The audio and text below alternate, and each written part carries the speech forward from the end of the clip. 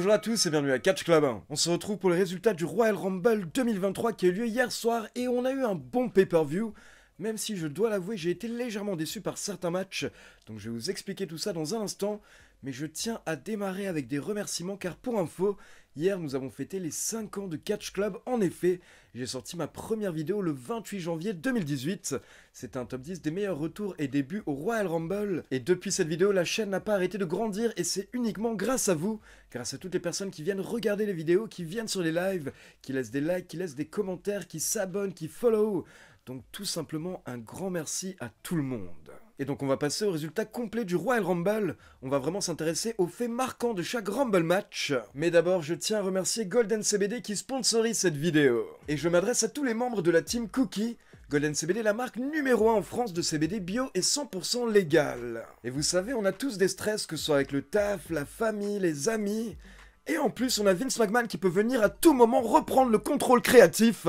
Donc on n'est pas bien en ce moment. Mais grâce à Golden CBD, j'ai trouvé ce qu'il faut pour me détendre et réduire mon anxiété. Car oui, j'aime bien fumer de temps en temps pour me détendre, mais à mon âge avancé de 77 ans, je ne supporte pas les effets néfastes. Donc la solution, c'est Golden CBD qui propose uniquement des produits qui respectent le taux légal de 0,3% de THC. Donc je peux fumer sans être défoncé. Et il faut savoir que le CBD soigne beaucoup de problèmes de santé. Il peut agir sur le sommeil, sur la dépression ou encore sur l'anxiété. Par exemple, récemment, Sasha Banks a expliqué que suite à une grosse dépression en 2018, elle s'est mise au CBD ces dernières années et cela l'a énormément aidé face à son anxiété. Et Sasha Banks n'est qu'une superstar parmi beaucoup d'autres qui se sont mises au CBD ces dernières années. Et au passage, Golden propose également des puffs de folie. Ce sont littéralement les meilleures saveurs du marché. Mais ce n'est pas tout car ceux qui ne fument pas peuvent aussi se détendre grâce à Golden CBD car ils proposent des huiles, des bonbons, des tisanes, du maté et tous les accessoires nécessaires. Alors perso, j'ai reçu une énorme box et j'ai pu tester et je peux vous garantir que vous allez recevoir de la qualité supérieure. Et en gros, c'est le même goût, la même odeur et la même saveur que de la vraie weed. Regardez-moi la qualité, la beauté de ces têtes. Golden CBD est validé par plein de rappeurs comme Nino, SCH, Gazo et plein d'autres, mais également par plus de 40 000 utilisateurs dont 15 000 consommateurs réguliers. Donc vous êtes vraiment entre de bonnes mains. Donc si vous êtes intéressé par Golden CBD, c'est le moment idéal pour commander, car j'ai une réduction de 25%. Cliquez sur le lien dans la description et go choper votre pochon, votre puff ou vos bonbons. La livraison est super rapide et vous verrez, vous ne serez pas déçus de rentrer dans la famille Golden. Et si vous avez une question, ils répondent direct, que ce soit par Insta ou par mail.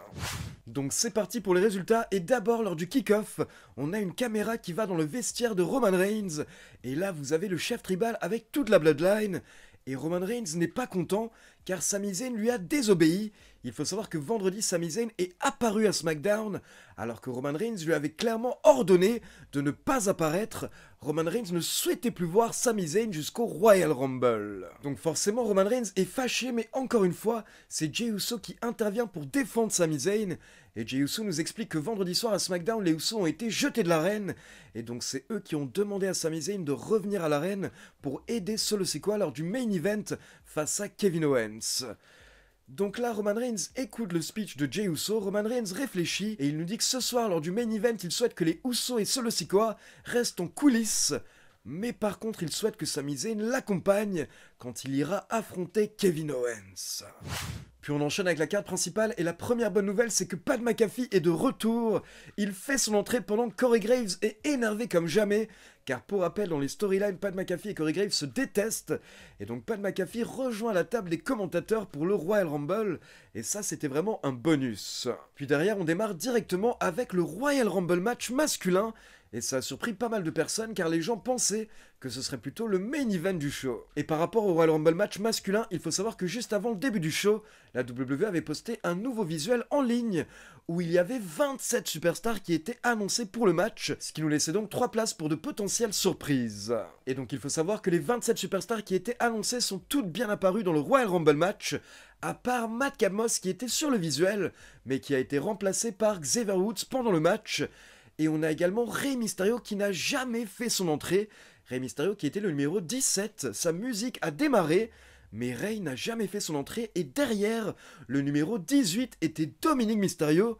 Dominic qui lui a bien fait son entrée avec le masque de Rey. Et là, Dominic a déchiré le masque de son papa. Donc on peut supposer que Dominic Mysterio et Judgment Day ont sûrement attaqué Rey Mysterio avant qu'il puisse faire son entrée. Et donc du coup on a bien eu 3 surprises dans ce match, et la première c'était une légende, et c'était Booker T, ça fait toujours plaisir.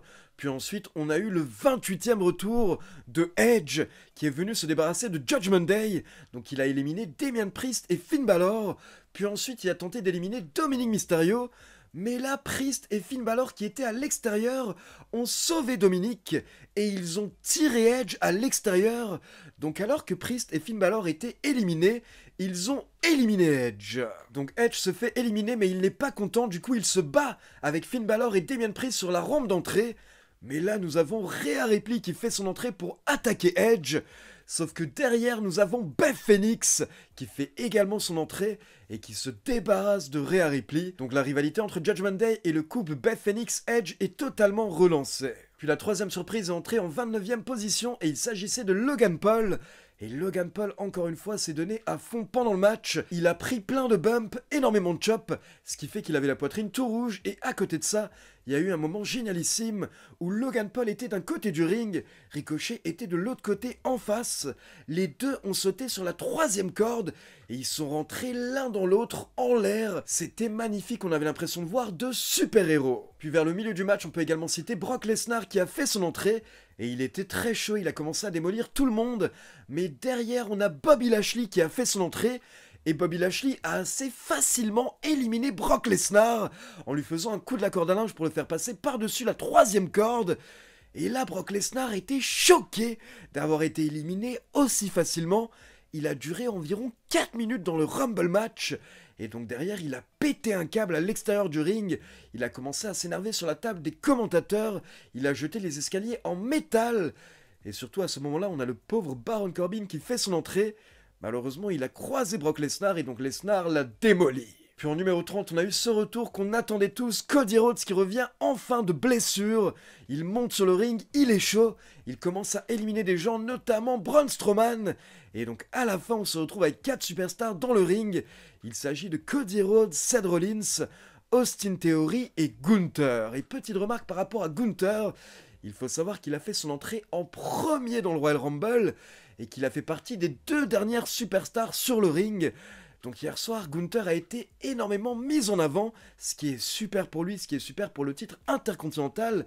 Et Gunther a battu le record de longévité dans un Royal Rumble match, car il est resté dans le Royal Rumble match pendant 1 heure, 11 minutes et 42 secondes. Donc il explose le précédent record qui était détenu par Rey Mysterio. Et donc une fois qu'ils ne sont plus que 4, on a Rollins qui stomp Theory et Cody Rhodes qui élimine Theory. Puis derrière, on a Cody et Rollins qui veulent régler leurs affaires, ils sont face à face dans le ring. Mais le problème c'est qu'ils oublient un petit peu Gunther. Donc là Gunther attaque, mais il se prend un pedigree par Rollins et un pedigree par Cody. Donc Gunther se retrouve KO par terre. Et derrière on a Cody et Rollins qui reprennent leur bagarre, c'est très intense. Et là Rollins prend l'avantage, il prend le dessus et il allait porter un pedigree sur Cody Rhodes. Mais de nulle part, on a Logan Paul qui remonte sur le ring et qui élimine Seth Rollins. Car en fait, Logan Paul n'avait jamais été éliminé. Il s'était juste caché, il était sorti du ring discrètement et il s'était fait oublier. Donc Logan Paul remonte sur le ring et là il brise le cœur d'énormément de fans en éliminant Seth Rollins, mais c'était très bien joué. Car du coup, au moins, c'est pas Cody qui, encore une fois, prend le dessus sur Rollins. Mais Rollins s'est plutôt fait voler et il a été surpris, quand il ne s'y attendait pas, par Logan Paul. Et donc là, Logan Paul pense que c'est son moment, donc il se prépare pour mettre sa méga droite à Cody Rhodes. Mais Cody Rhodes l'évite et il le contre avec le Crossroads. Puis Cody élimine Logan Paul. Donc on se retrouve avec Cody et Gunther. Et là, on a eu un mini-match d'environ 5-6 minutes qui était vraiment très intense. Mais à la fin, Cody réussit à porter le Crossroads sur Gunther, puis il le fait passer par-dessus la 3e corde. Donc Cody Rhodes remporte le Royal Rumble match et il obtient sa place pour WrestleMania 39 face au champion du monde pour le titre. Et clairement, la foule était émue, Cody était ravi, et perso, ça me va également totalement. Je trouve que Cody est un bon choix pour remporter le Royal Rumble. Mais par contre, j'étais un petit peu déçu du manque de diversité, on va dire, dans ce Rumble. Il n'y a pas vraiment eu de grosses phases, il n'y a pas eu énormément de surprises, et attention, je ne demande même pas de méga noms, je ne demande pas de Rock ou Steve Austin, mais je demande juste des entrées qui nous surprennent un petit peu. Là, à part Booker T et Logan Paul, le reste c'était les superstars qu'on voit toutes les semaines, semaine après semaine. Et donc je trouve que c'est un petit peu dommage que la WWE n'ait pas cherché à nous surprendre un petit peu plus pendant le Rumble match. Ensuite, on enchaîne avec le Pitch Black match, donc un match dans le noir, avec Bray Wyatt contre LA Knight. Donc d'abord, nous avons LA Knight qui fait son entrée, puis ensuite, on a Bray Wyatt avec une nouvelle tenue et du maquillage autour des yeux. Et quand Bray Wyatt fait son entrée, pour info, il a croisé les marionnettes de la Firefly Funhouse qui étaient à nouveau présentes.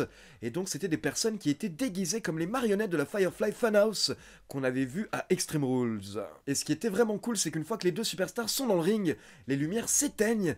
Et là, en fait, on a découvert que Bray Wyatt avait de la peinture sur son corps et sur son visage qui était fluorescente, qui ressortait dans le noir. Et donc ça nous donnait vraiment un Bray Wyatt qui avait l'air monstrueux, avec les yeux rouges. Et donc en face, on avait LA Knight qui avait également une tenue fluo dans le noir. Et donc première remarque, c'est que certes, les lumières principales étaient éteintes, mais il y avait encore beaucoup de spots qui étaient allumés dans l'arène et également des néons à droite à gauche. Donc au final, on voyait très bien, c'était pas vraiment un pitch black match. Et à côté de ça, en fait, malheureusement, il n'y a rien eu de particulier pendant le match. Alors certes, c'était un petit peu différent, il y avait ce côté fluo. Il y a également eu un gros bump à un moment où LA Knight a fait passer Bray Wyatt à travers la table des commentateurs. Et là, en fait, il y avait plein de petites billes fluo qui sont retrouvées par terre. Donc c'était pour ajouter un petit effet visuel. Mais honnêtement, c'était vide. Et c'est ça qui était dommage par rapport à cette stipulation. C'est que c'était vraiment une stipulation juste pour le sponsor, juste pour Mountain Dew. Mais par contre, ça n'a rien ajouté au match, ça n'a rien apporté à la storyline ou au combat, et ça c'est vraiment dommage. Et du coup, on a eu un match très court, LA Knight a tenté de se défendre, il a même tenté d'utiliser des armes, mais à la fin, Bray Wyatt l'a simplement contré avec le Sister Abigail pour la victoire en 5 minutes. Mais en fait, ce qui est important, ce n'est pas ce qui s'est passé pendant le match, mais après le match, car là, d'un coup, on peut voir Bray Wyatt qui est dans le coin du ring, il est de dos, mais il se retourne, et là, il a un nouveau masque. On a un nouveau personnage apparemment de Bray Wyatt qui apparaît. Et ce Bray Wyatt a l'air possédé et il veut s'acharner sur LA Knight. Donc LA Knight tente de s'enfuir mais Bray Wyatt le suit. Ce qui fait que LA Knight le frappe avec des coups de candlestick, un espèce de néon. Mais ça ne fait absolument rien à Bray Wyatt. Bray Wyatt ne sentait plus la douleur. Donc il suit LA Knight jusqu'à une espèce de plateforme qui était au niveau du public. Et là, Bray Wyatt lui porte le Mandible Claw, ce qui fait que LA Knight perd connaissance. Et donc là, comme je vous l'ai dit, on était sur une plateforme et Bray Wyatt regarde en l'air. Et à 3-4 mètres en l'air, on peut voir Uncle Howdy sur une partie de l'équipement. Et là, Bray Wyatt lui donne un signal. Et Uncle Howdy se jette et il effectue une descente du coude sur LA Knight à travers la plateforme. Et à ce moment-là, on a également une explosion et on a des flammes qui ressortent. Donc le segment se termine avec Uncle Howdy qui a détruit LA Knight sous les yeux de ce Bray Wyatt masqué avec ce nouveau masque. Et au-dessus de Bray, on a à nouveau les 4 marionnettes qui apparaissent. Alors honnêtement, on n'a rien compris, mais c'était intéressant. La fin du match, ce qui s'est passé après le match, a vraiment sauvé ce segment. Et du coup maintenant on se demande mais quelle est la signification de ce nouveau masque de Bray Wyatt ? Ensuite, on enchaîne avec la championne d'Europe Bianca Belair qui a conservé son titre assez facilement en moins de 8 minutes en portant son KOD sur Alexa Bliss. Mais encore une fois, ce qui est important, c'est ce qui s'est passé après le match. Car après le match, on a Alexa Bliss qui est dégoûtée dans le ring. Mais là, d'un coup, on a une vidéo qui apparaît sur l'écran géant. On a le logo de Bray Wyatt, puis on a des flashs d'une aire de jeu. Et derrière, on a des flashs de Uncle Howdy qui envoie encore une fois un message à Alexa Bliss. Et il demande encore une fois à Alexa Bliss si elle pense vraiment qu'elle a le contrôle.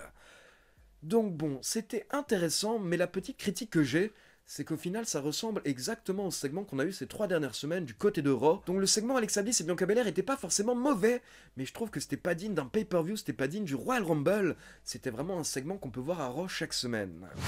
Puis on enchaîne avec le Royal Rumble match féminin et on démarre avec Rhea Ripley qui fait son entrée en numéro 1, suivi par Liv Morgan en numéro 2. Et personnellement, j'ai légèrement préféré le Royal Rumble match féminin hier soir, car on a eu un petit peu plus de diversité, on a eu un petit peu plus de surprises, et ça a démarré avec 3 catcheuses de NXT car on a Zoey Stark, Indy Hartwell et la championne Roxanne Perez qui ont participé au Royal Rumble match féminin. Ensuite, on a également Doudrop qui est apparu pendant le match, donc elle a effectué son retour, et pour info, elle a repris son ancien nom Piper Niven.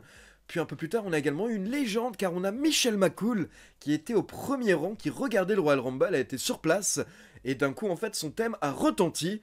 Donc elle est passée du public dans le ring, elle a duré quelques minutes, mais elle s'est rapidement faite éliminer. Puis au niveau des autres surprises, on a Asuka qui a effectué son retour, et donc Asuka fait son entrée avec un masque, mais quand elle l'enlève, on peut voir la peinture, la couleur de cheveux, la tenue, et donc c'était bien Asuka hier soir, mais c'était Asuka en mode Kana, le Murder Clown.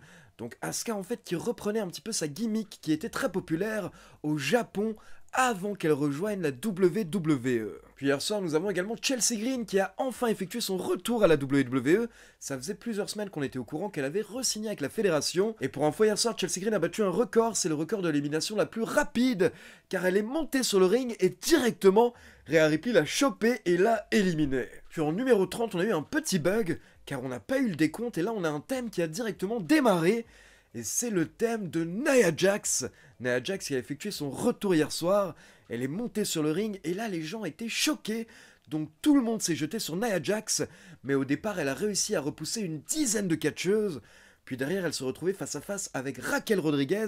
Raquel Rodriguez qui a tenté de soulever Nia Jax mais elle n'a pas réussi. Puis derrière Rhea Ripley a également tenté et elle a failli réussir à soulever Nia Jax. Mais au final, elle a échoué, sauf que derrière, elle réussit tout de même à porter son finisher, le Riptide, sur Nia Jax. Et ensuite, toutes les catcheuses se sont réunies pour l'éliminer. Et donc les trois dernières catcheuses dans le ring étaient Asuka, Rhea Ripley et Liv Morgan. Donc c'était tout de même assez fou pour Rhea Ripley et Liv Morgan, qui sont entrées en numéro 1 et numéro 2. Et là, les trois catcheuses se retrouvent au bord du ring et Asuka crache son mist sur Rhea Ripley. Mais Rhea Ripley l'évite et donc c'est Liv Morgan qui se prend le mist dans la gueule. Puis Rhea Ripley en profite pour éliminer Asuka. Et quelques instants plus tard, Rhea Ripley enchaîne en éliminant Liv Morgan pour la victoire. Donc Rhea Ripley remporte enfin un Royal Rumble et elle décroche sa place pour l'un des main events de WrestleMania. Elle pourra défier l'une des championnes. Personnellement, je suis très heureux pour ceux qui avaient vu ma vidéo pronostic. Pour moi, les deux favoris pour ce match étaient Rhea Ripley et Raquel Rodriguez. Mais Raquel Rodriguez vient à peine de passer dans le roster principal, elle a tout le temps devant elle pour remporter plein de Royal Rumble. Mais là, pour moi, c'était vraiment le bon moment pour Rhea Ripley, qui est vraiment over comme jamais du côté de Raw. Et c'est une belle récompense pour elle que de remporter ce Royal Rumble match. Et donc on enchaîne avec le main event, Kevin Owens qui affronte le chef tribal Roman Reigns, accompagné par Paul Heyman et Sami Zayn. Donc bien entendu c'était un match pour le titre Undisputed. Et lors de l'entrée de Roman Reigns, Sami Zayn avait l'air plutôt serein aux côtés du chef tribal, et il n'avait pas l'air d'être partagé ou de douter, malgré le fait que c'est Kevin Owens dans le ring, en face de Roman Reigns. Et donc par rapport au match au début, c'est très classique et Roman Reigns est très confiant, mais petit à petit, on voit qu'il commence à s'énerver. Et au bout d'un moment, on a Kevin Owens qui prend même l'avantage et il réussit à porter son pop-up powerbomb sur Roman Reigns. Mais quelques instants plus tôt, il faut savoir que l'arbitre s'est retrouvé KO. Donc là, Kevin Owens porte le pop-up powerbomb, il couvre Roman Reigns, et vous avez le public qui effectue le tombé, le public qui crie 1, 2, 3, même 4, 5. Kevin Owens pouvait clairement gagner, mais le problème c'est que l'arbitre était KO, donc l'arbitre n'a pas pu effectuer le tombé à ce moment-là. Mais donc Kevin Owens veut tout de même enchaîner, il ne veut pas perdre son avantage, sauf que là, il relève Roman Reigns, et Reigns en profite pour porter un low blow à Kevin Owens. Et derrière, on a Roman Reigns qui se tourne vers Sami Zayn et là, il lui demande une chaise. Sauf que Sami Zayn répond que Roman Reigns lui avait ordonné de ne pas intervenir lors du main event et de ne rien faire. Mais là, Roman Reigns s'énerve et il gueule à Sami Zayn, ramène-moi une chaise, écoute-moi, obéis-moi. Donc Sami Zayn panique un petit peu, il va chercher une chaise. Sauf qu'au moment de la donner à Roman Reigns, il hésite. Il hésite pendant quelques secondes. Et là, Paul Heyman s'en rend compte, Roman Reigns s'en rend compte également. Et clairement, ça énerve Roman Reigns. Et surtout, ça lui fait perdre du temps. Ce qui fait que quand il se retourne, il est surpris par un stunner de Kevin Owens. Et là, on a un nouvel arbitre qui est arrivé entre-temps. Donc le nouvel arbitre effectue le tombé. Mais heureusement, Roman Reigns se dégage avant le compte de 3. Mais quand il se relève, il est très énervé. Et Paul Heyman également. Car Roman Reigns a failli perdre à ce moment-là à cause de l'hésitation de Sami Zayn. Puis un peu plus tard, Kevin Owens est à l'extérieur du ring en train de souffrir. Et là, Sami Zayn est à côté de lui et on peut voir que ça commence à faire du mal à Sami Zayn. Donc Sami Zayn dit à Kevin Owens, mais reste à terre, reste au sol. Mais Kevin Owens refuse, il remonte dans le ring. Et après plusieurs spears, au final, Roman Reigns effectue le tombé pour la victoire. Mais attention, ce n'est pas terminé et forcément on le sentait. Car quand on a vu que ce match était en main event, on a compris qu'il allait sûrement se passer quelque chose après le main event, et justement, les Usos et Solo Sikoa rejoignent la Bloodline sur le ring. Et là, en fait, Roman Reigns nous fait comprendre que ce n'est pas terminé. Il souhaite s'acharner sur Kevin Owens. Donc là, vous avez les Usos qui se jettent sur Kevin Owens, il le punch, il le kick, il lui porte le 1D. Puis derrière, vous avez Roman Reigns qui se tourne vers Paul Heyman. Et là, Roman Reigns demande des menottes à Paul Heyman pour menotter Kevin Owens à la 3e corde. Mais d'abord, les Usos ont placé une chaise autour de la tête de Kevin Owens, et Solo Sikoa lui a mis un hip attack, et donc derrière, ils ont menotté Kevin Owens, et là, vous avez Jimmy Uso et Jey Uso qui ont enchaîné les super kicks, et les doubles super kicks. Ils ont dû en mettre une 20aine dans la gueule de Kevin Owens. Et à ce moment-là, on pouvait voir Sami Zayn qui n'était pas bien. Sami Zayn voulait intervenir, mais en même temps, il n'osait pas trop. Mais vous pouviez clairement le voir en train de faire des petits gestes. En mode, ça suffit les gars, là, c'est clairement assez. Puis Roman Reigns prend une chaise et il gueule sur Kevin Owens en disant qu'il a manqué de respect à son frère, à sa famille et à Sami Zayn, qui est également un des membres de sa famille. Donc Roman Reigns doit s'occuper de lui. Et là, Roman Reigns veut mettre un coup de chaise à Kevin Owens. Mais à ce moment-là, Sami Zayn intervient enfin et il se met entre Roman Reigns et Kevin Owens. Et la foule pop de ouf. Il faut savoir que la foule n'arrêtait pas de scander le nom de Sami. La foule attendait que Sami intervienne. Donc là, forcément, la foule est ravie. Et donc Sami Zayn n'est pas bien et il explique simplement à Roman Reigns « Écoute, ça suffit. Il est mort, il est KO. Tu as clairement envoyé ton message, tu as gagné, tu as tes titres. » Ça ne sert plus à rien de s'acharner sur Kevin Owens. C'est en dessous de toi, mon chef tribal. Tu es au-dessus de tout ça. Et là, Roman Reigns écoute Sami Zayn, il réfléchit, et d'un coup, Roman Reigns tend la chaise à Sami. Et Roman Reigns dit, oui, en effet, ce n'est pas à moi de le faire, mais c'est à toi de le faire. Donc Roman Reigns souhaite que Sami Zayn frappe lui-même Kevin Owens avec la chaise. Et là, forcément, Sami Zayn évite.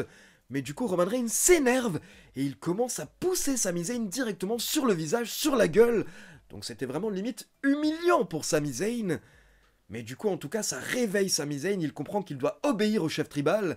Donc là, il se prépare pour porter un coup de chaise à Kevin Owens. Mais au dernier moment, Sami Zayn frappe Roman Reigns avec la chaise. Et donc là, c'était magnifique car vous avez Roman Reigns qui tombe au sol. Et en même temps, il réalise ce qui vient de se passer, il comprend que Sami Zayn l'a trahi. Et pendant ce temps, vous avez la réaction de Jey Uso également qui est magnifique, car Jey Uso a le cœur brisé. Jey Uso ne comprend pas pourquoi est-ce que Sami Zayn fait ça, parce que dorénavant, Jey Uso adore vraiment Sami Zayn, et donc là, ça lui brise le cœur.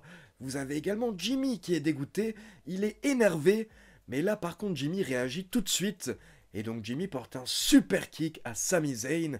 Et donc Jimmy se jette sur Sami Zayn et Solo Sikoa se jette également sur Sami Zayn. Vous avez toute la Bloodline qui commence à s'acharner sur le pauvre Sami Uso. Sauf Jey. Jey Uso, lui, refuse de frapper Sami. Jey Uso est sous le choc et il ne sait pas vraiment comment réagir. Mais du coup, Jey Uso quitte le ring, il sort du ring, il abandonne plus ou moins la Bloodline. Et Jey Uso retourne tout seul en coulisses. Et c'était vraiment intéressant car dans le ring, on a Roman Reigns qui a dit à Jey Uso, ce n'est pas ton frère. Et on a également Jimmy Uso qui a dit à Jey Uso, Sami Zayn n'est pas ton frère, c'est moi ton frère.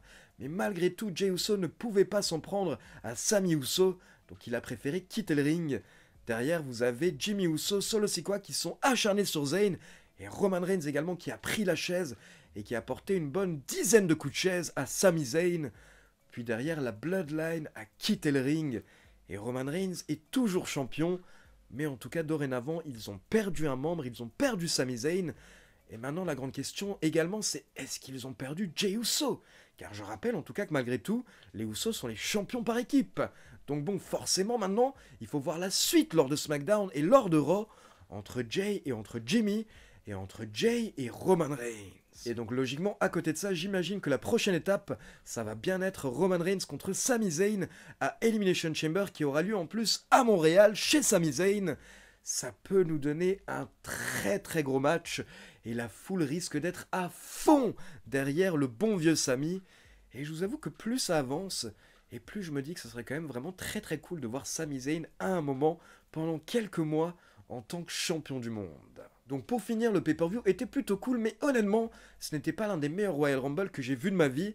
Les Royal Rumble matchs en particulier étaient plutôt moyens, et à côté de ça, au niveau des autres matchs, ce qui les sauvait à chaque fois, c'était les angles qui se passaient après le combat. Donc bon, en tout cas, ça a vraiment avancé au niveau de la Bloodline, et ça a vraiment été le point fort du show. Et à côté de ça, je dois vraiment dire que je peux pas me plaindre par rapport aux vainqueurs des Royal Rumble match, que ce soit Cody ou Rhea Ripley, je suis vraiment ravi pour les deux. Et pour finir, je tiens également à remercier une fois de plus Golden CBD qui sponsorise cette vidéo. Et si vous voulez vous faire du bien au corps et à l'esprit, visitez leur site dès maintenant. Cliquez sur le lien dans la description et utilisez le code promo CLUB pour avoir 25% de réduction lors de votre prochaine commande. Et bienvenue dans la famille Golden CBD. Donc voilà, c'est tout pour la review du Royal Rumble et maintenant comme d'habitude c'est à vous. N'hésitez pas à me laisser vos avis dans les commentaires. Et n'oubliez pas de liker la vidéo, de vous abonner à la chaîne et de cliquer sur la petite cloche pour être informé de la sortie des prochaines vidéos. Ciao tout le monde!